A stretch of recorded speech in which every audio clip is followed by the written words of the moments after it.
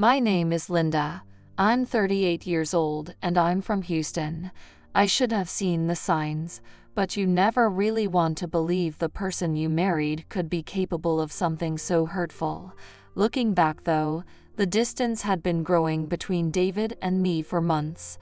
The biting comments, his sudden disinterest in my day, how he started coming home late without any real explanations. I guess some part of me recognized the marriage was strained, but I kept burying my head in the sand, hoping it would just blow over, you know.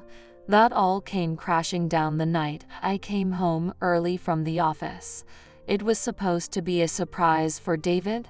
I'd managed to sneak out a little before 5 p.m. to pick up a nice bottle of wine and ingredients for his favorite meal. Our schedules had been so crazy lately with his new job, and I just wanted to do something small to show I still cared about making ties for just the two of us.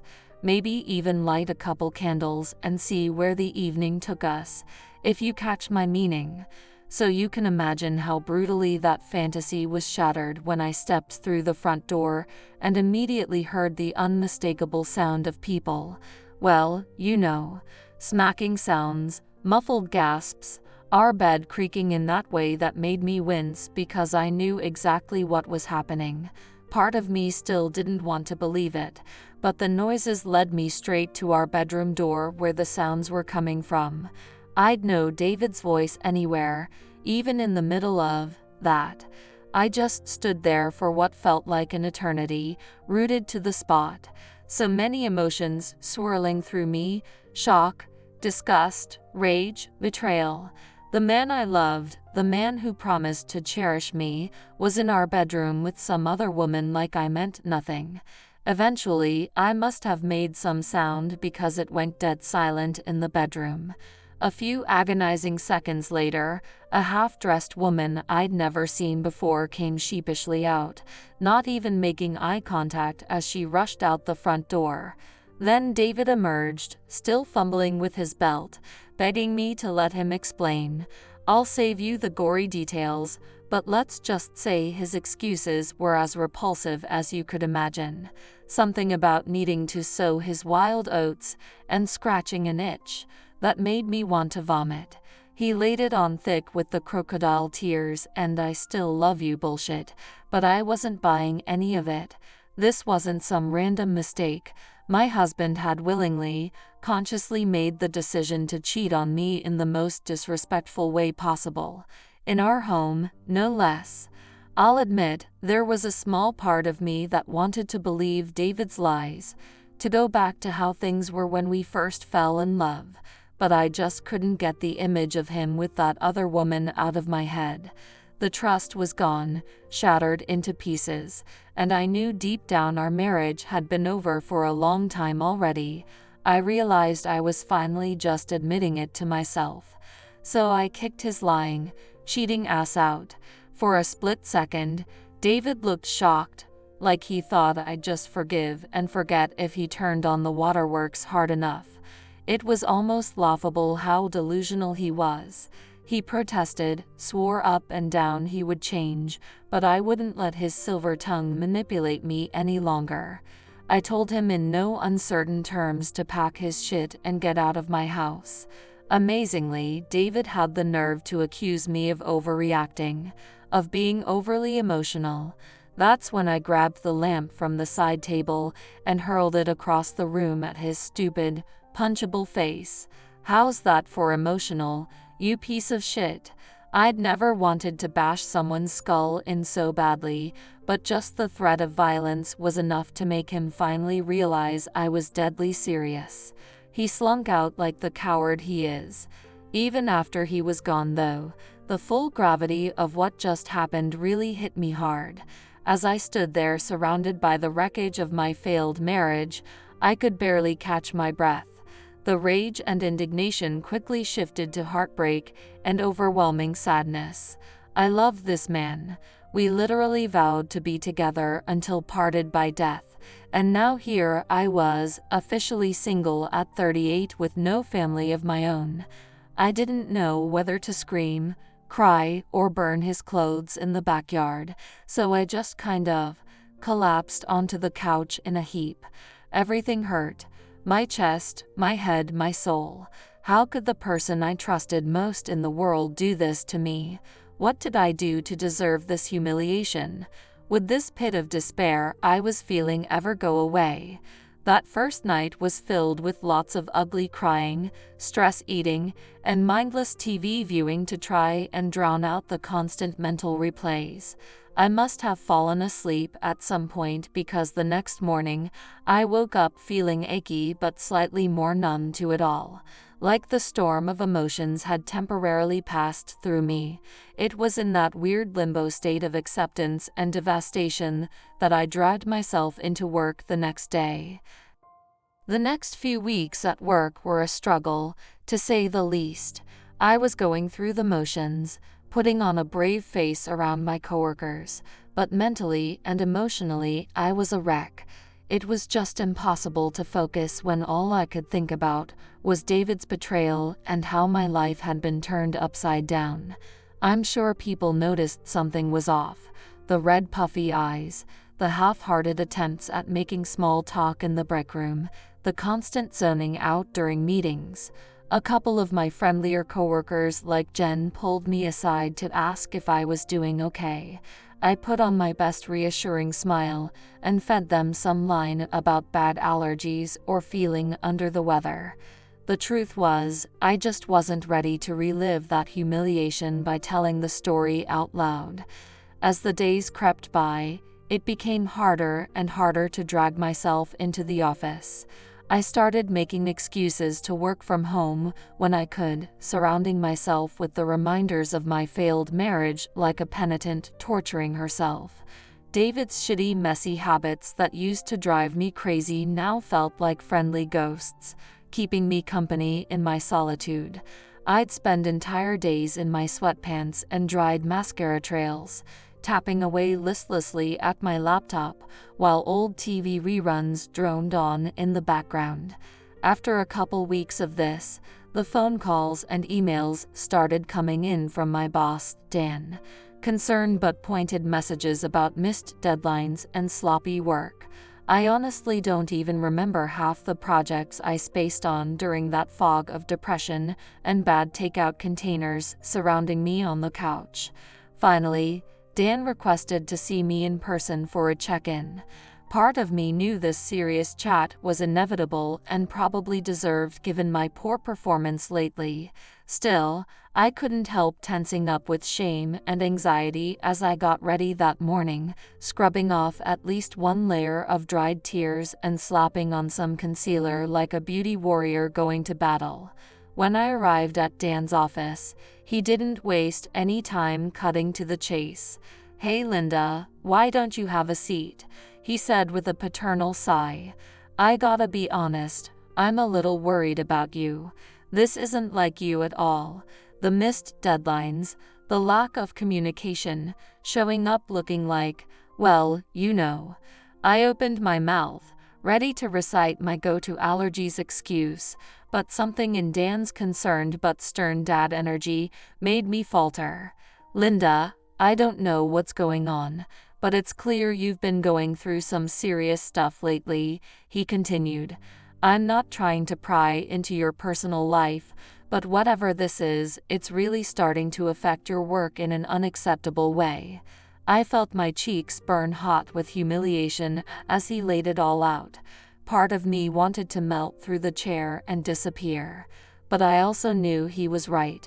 I had been completely checked out and unfair to my teammates by bringing my personal drama to the office. Somehow the dam broke and I just blurted it out. "My husband cheated on me," I said in a small, shaky voice, not looking Dan in the eye. "I came home early a few weeks ago and found him with another woman in our bed."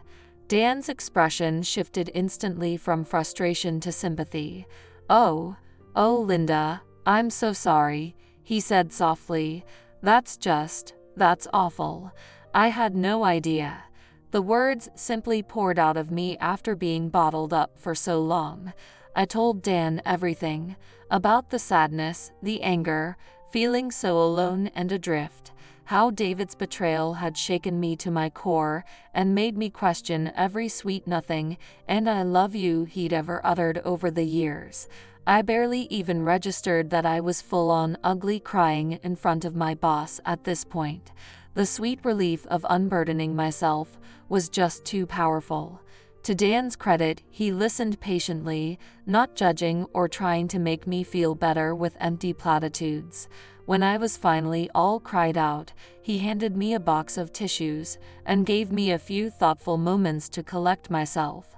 "Linda, I can't imagine how painful this must be for you," he said once I'd recomposed myself. "But I need you to hear me on this. You can't let what that douchebag did keep you from being the talented, hard-working person I know you are. You're stronger than this sadness. I know it." I didn't fully believe his pep talk in that moment, but hearing someone else recognizing my self-worth meant more than he could possibly know. It was like being tossed a life raft in my ocean of despair. "Now, I want you to take the rest of this week off. Paid," Dan said firmly. "Get yourself together. Process this however you need to. But I expect you to come back next week with a clear head and ready to get back on track. You're too good for me to let you keep wallowing like this." I could only nod, a mixture of shame and determination swirling within me. Dan saw something in me that I had stopped seeing in myself lately. The fire slowly started rekindling. I would allow myself to fully grieve the death of my marriage, but not at the expense of losing the core person I was.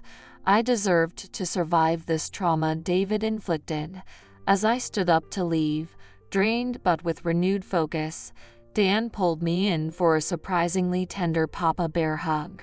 "You've got this, kiddo," he murmured gruffly. "We're all pulling for you."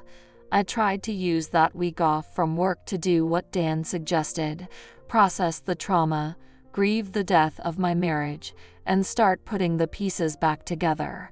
Truthfully though, the sadness still felt so raw and overwhelming that most days I could barely pull myself out of bed. On my better days, I'd force myself to go through the motions, take a shower, throw in a load of laundry, maybe even wander aimlessly around the grocery store just to have some human interaction. But then I'd come home to David's empty beer bottles on the counter, his dirty towels strewn about, and any sense of forward momentum would completely deflate out of me. It was a harsh reminder that no matter how much I tried to regain my independence, the stains of his selfishness were still all around me. By the time I dragged myself back into the office, I had that weird flat effect you get after a solid cry-a-thon. Like my emotions had been wrung dry and I was just numb.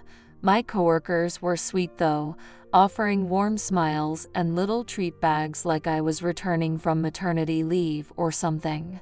I appreciated the gestures, but it also felt like a big neon sign broadcasting my private heartbreak for all to see.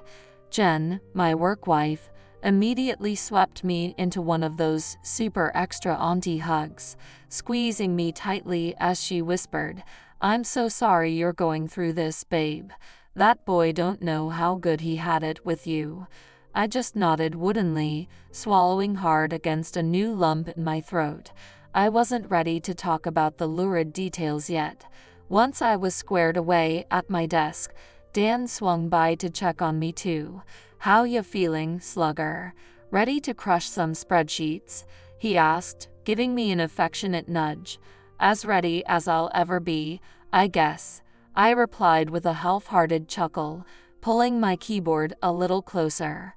To his credit, Dan understood that my giving work 100% effort was going to be a process after having the wind knocked out of me like that.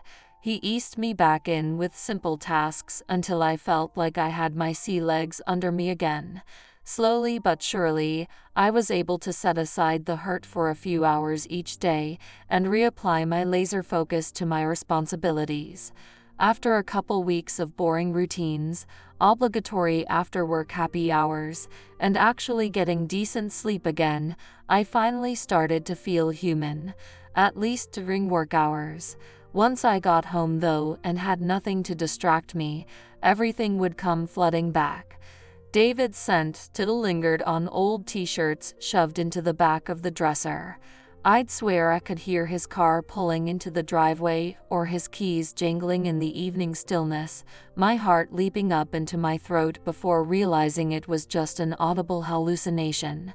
Any flickering light through the curtains at night made me instinctively brace for his drunken homecoming. The tension and anxiety were so thick in that house that I could barely breathe sometimes. How could a place that used to be our sanctuary now feel like such hostile territory? I hated feeling so rattled and emotionally unsafe in my own home. One night, after getting startled for the millionth time by a street noise outside, I finally snapped. In a fit of primal rage and grief, I started slinging and smashing anything in the living room that reminded me of David, his dumb novelty beer mugs, that hideous recliner he insisted on keeping, framed photos of us on vacations where we actually looked deliriously happy. I'm sure I looked like a feral animal, violently purging any trace of him from my surroundings, while howling all kinds of profanities and anguished screams. It must have been quite the disturbing show for any neighbors within earshot. Once I was surrounded by shards, stuffing, and rubble, I collapsed to the floor in a sweaty, snotty heap of defeat. Through the haze of cathartic tears, a realization started to crystallize in my mind. This place would never feel like home again until I'd fully exorcised David's presence. "Linda," a meek voice suddenly spoke up, nearly making me jump out of my skin. In my whirlwind of destruction, I hadn't noticed the front door squeak open. I blinked groggily to see a scruffy, shambling silhouette in the shadows. For a wild second, I thought David had returned, but then the figure emerged into the light and the voice continued cautiously. "Ma'am, I'm so sorry. I didn't mean to startle you. It's pouring out there and I saw your open door. Thought maybe it got left open by accident." As my eyes adjusted, I could make out a disheveled older man, maybe in his 40s or 50s, with a heavy beard and tattered layers of clothing hanging off his thin frame. He held up his hands in a placating gesture, like he was trying not to frighten a wounded animal. "I swear I'm not here to cause any trouble," he said softly. "I'll leave if you want, no questions asked. Just, please don't call the cops or nothing." There was something so etchingly timid and afraid in the man's body language that seemed to instantly diffuse the feral, protective energy still pulsing through me from my tantrum moments earlier. Maybe it was the drained emotional state I was in, but I studied this strange visitor for a long moment before sighing deeply. No, it's okay," I finally replied, surprising myself with how steady my voice came out. You can come in out of the rain." The man looked immensely relieved as he tentatively stepped inside, giving me a wide berth like I really was a wild animal that might attack. As I regarded him more closely, I could see dark circles underneath kind eyes, as if he spent a lot of time being scared too. "My name's Oliver," he said as he settled gingerly on the unscathed couch. "Thank you for your kindness, ma'am." I gave him a tight nod, feeling almost outside myself as I took in the wreckage surrounding us. Here was this total stranger, invited right into the aftermath of my emotional meltdown like it was just an ordinary evening.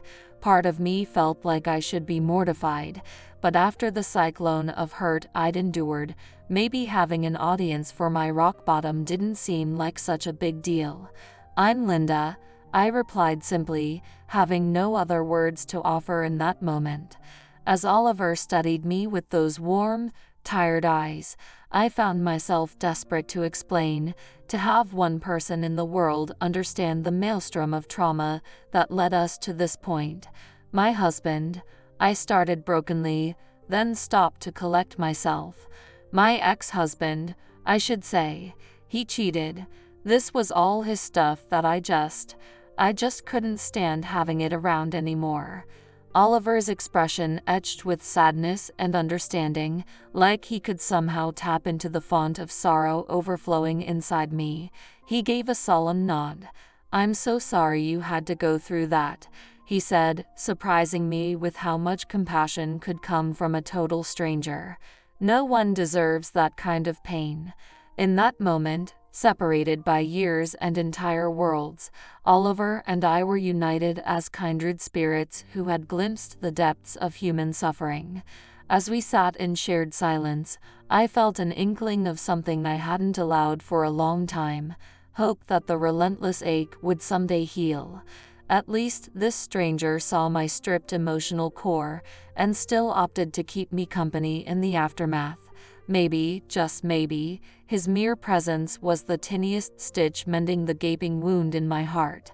I'm not quite sure what possessed me to let a total stranger into my home that night, especially given the fragile emotional state I was in. Maybe it was Oliver's gentle, non-threatening manner that put me at ease.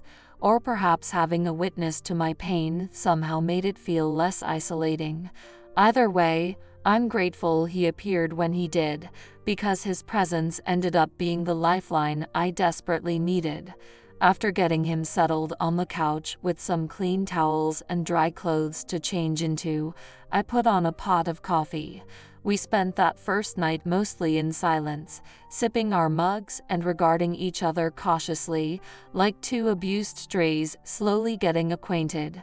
Oliver would occasionally murmur some soft reassurance about how strong I was for getting through such a horrible betrayal. I appreciated the kindness, but his compassion also made me etchingly aware of how little I actually knew about being strong lately. Eventually, the adrenaline drained out of me, leaving me utterly spent, and I offered to let Oliver spend the night since it was still storming pretty badly out. He graciously accepted, seeming almost giddy at the prospect of sleeping somewhere dry and safe. As I settled onto the other couch with an old quilt, I remember wondering what string of tragedy had led this man to becoming homeless in the first place. He clearly carried some heavy burdens of his own. The next morning, I awoke to the unexpected aroma of pancakes and fresh coffee wafting from the kitchen. When I stumbled groggily in, I was greeted by Oliver's sheepish smile as he flipped a pancake with surprising deftness. "Morning, Linda. Hope you don't mind me using your kitchen," he said, almost bashfully. "Thought I'd whip us up some breakfast as a thank you for your kindness." "You really didn't have to do that," I replied, trying to stifle the warmth blooming in my chest at the thoughtful gesture. Oliver gave a humble shrug. Cooking is one of the few skills this dumb jarhead managed to pick up during his army days. Figured I might as well put it to use when I can. As he piled pancakes onto plates and passed me a steaming mug, I studied him more intently. Though his bearded face and ill-fitting clothes screamed homeless, there was still a glint of life and youthful energy in Oliver's eyes. I got the sense that at his core, he was still very much a man, just one who had fallen into hard times for reasons unknown. "You were in the military?" I asked between bites of the surprisingly fluffy pancakes.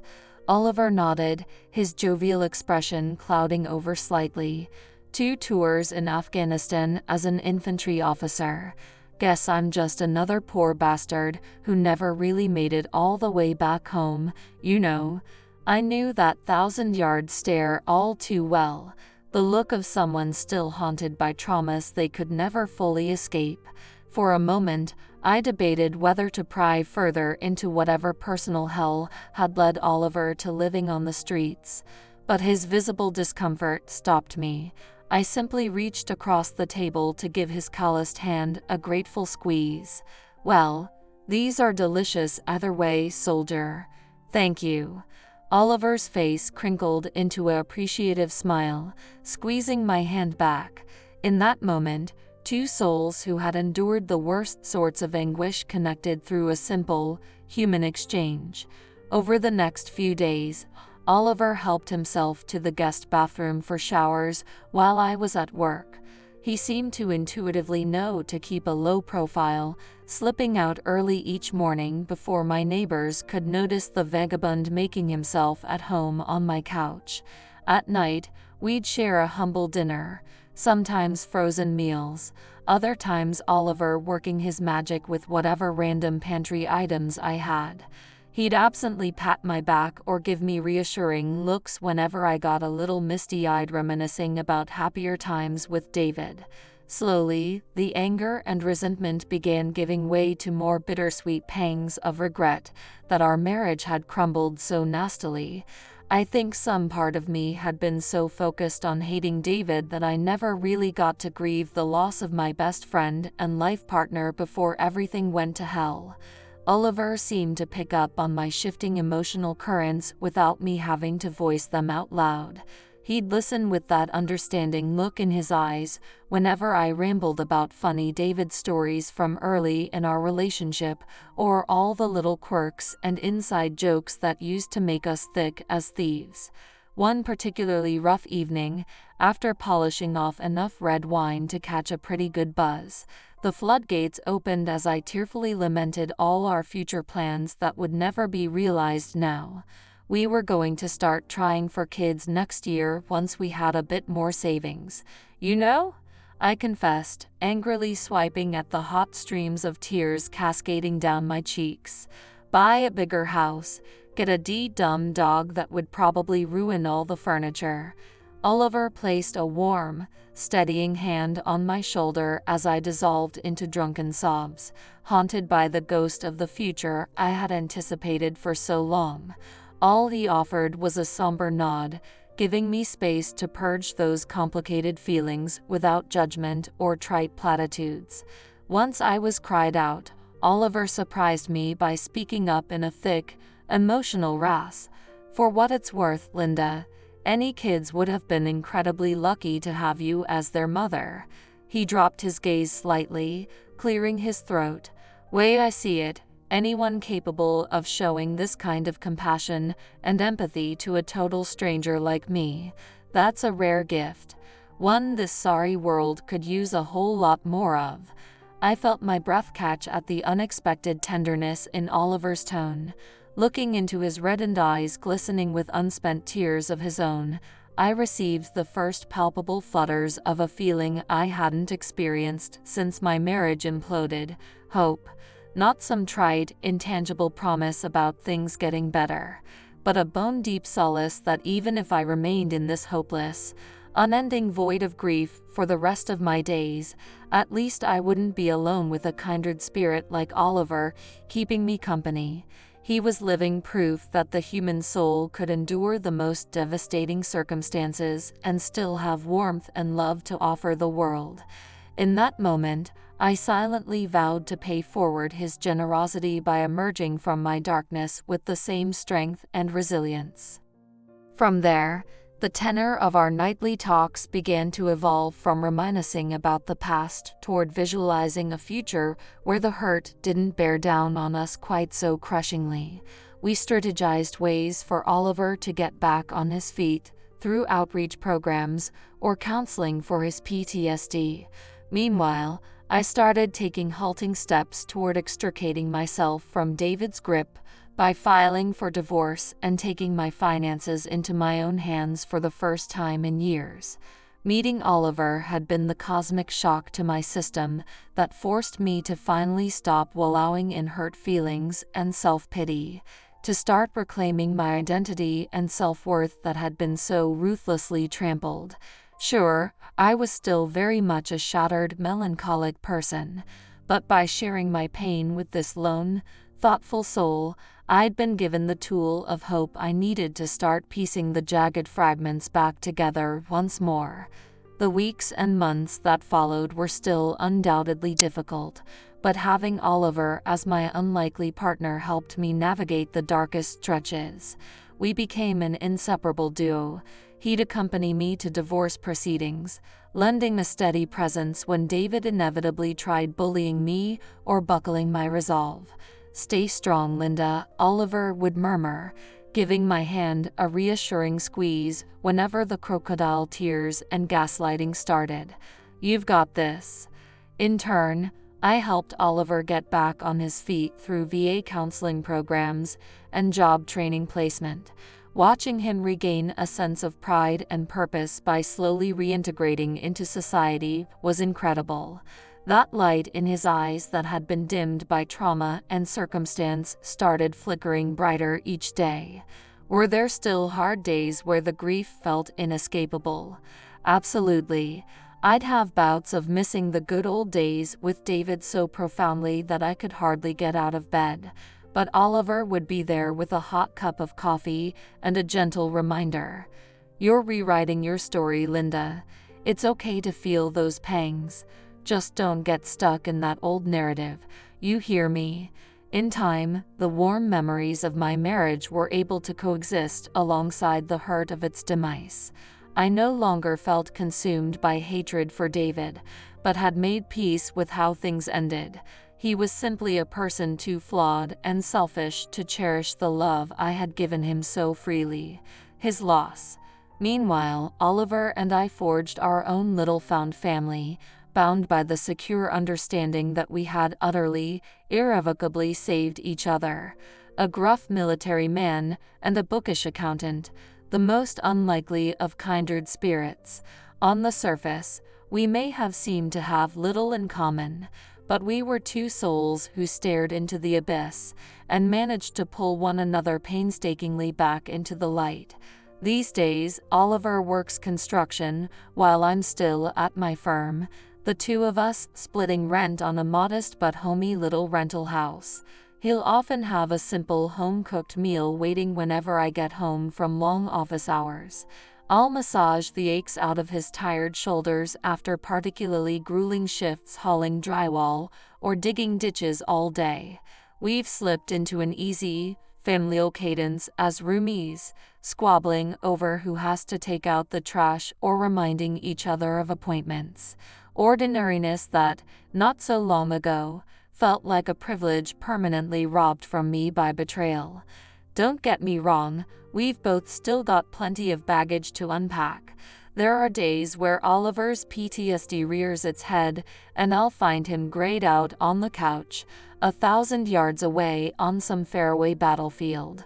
Or when subtle sights and sounds will trigger a visceral response in me, like catching a whiff of a certain cologne sending me into a cold sweat, instinctively bracing for impact like a battered spouse. But we've created a sanctuary where we can be our fullest, most authentic selves, the good, bad, and ugly, without judgment. We share the sort of bond that can only be forged between two people who have pulled each other up from their darkest depths and rewritten the narratives they'd been handed. These days, I catch Oliver's gaze from time to time, studying me with that warmth and understated reverence in his eyes. I know he's marveling at my resilience, at how I re-emerged from the ashes of grief and figured out what true unconditional love looks like. The kind that doesn't drain or belittle you, but lets you become more vividly yourself. In those quiet moments, I recognize his look, because it's the same way I see him. My rock, my soul's protector, my living embodiment of the fact that hope and human connection will always conquer the worst of afflictions. So no, the paths that led Oliver and me to that fateful stormy intersection were anything but joyous. But I wouldn't change a single, agonizing step. We're living, breathing testaments that the most incredible growth often blossoms from the muddy bogs of heartbreak. Each of the trials that threatened to break us was simply fertilizer for the extraordinary resilience that bind us together today. Our new normal of washing dishes side by side in peaceful silence. inside jokes and diabetic coma-inducing cheat meals, spontaneous living room dance parties and TV reruns with our feet kicked up on the ratty second-hand coffee table. It may not seem like much from the outside, but for two bruised souls who almost surrendered to all-consuming darkness, our humble little den of sanctuary is the brightest, most wondrous magic this world has to offer. We're living proof that as long as you keep walking through the storm, the sun will always eventually re-emerge to thaw and rejuvenate. So if you're out there feeling isolated, consumed by your struggles, know that Oliver and I walked that lonesome valley too. What pulled us through was being open to welcoming the right people into our pain, the ones who don't try to diminish or quiet your hurt, but simply promise to bear witness and help shoulder the weight. You aren't alone in any of this. Cliché as it may sound, all any of us wants is to feel truly seen and unconditionally valued on this crazy ride of a life. Don't lose hope, friend. The connections you forge by being vulnerable and bravely shedding light on your most harrowing tribulations will lead you to support systems more nurturing than you can currently fathom. Let yourself be excruciatingly human and love for it. Thanks as always for watching. Subscribe to our channel, give us a like, share our story. See you soon with a new exciting story.